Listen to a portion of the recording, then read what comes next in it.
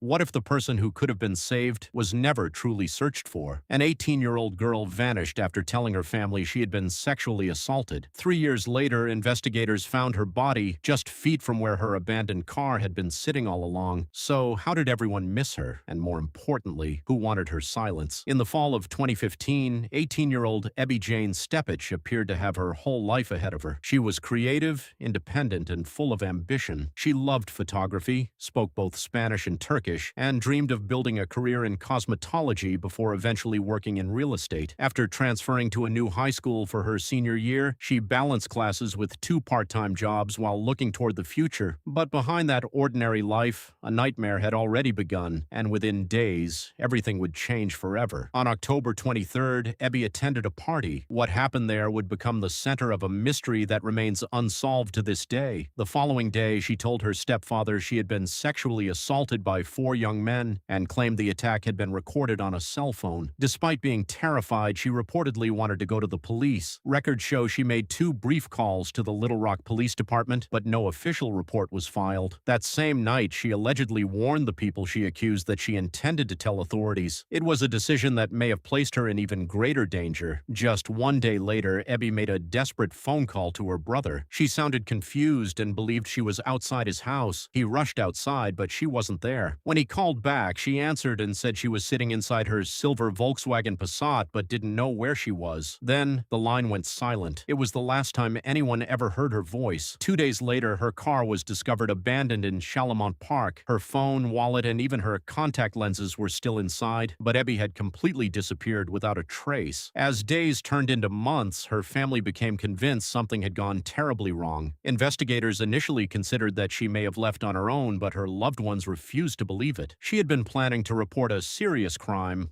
not walk away from her life. Frustrated by what they believed were missed investigative opportunities, her family hired private investigators, appeared on national television, and helped raise a $50,000 reward. Yet every new lead seemed to fade, and the mystery only grew darker. Then, nearly 3 years later, the impossible happened. Police searched Chalamont Park once again. Inside a drainage pipe only about 60 to 70 feet from where Ebby's abandoned car had been found, investigators discovered skeletal remains. They belonged to Ebby.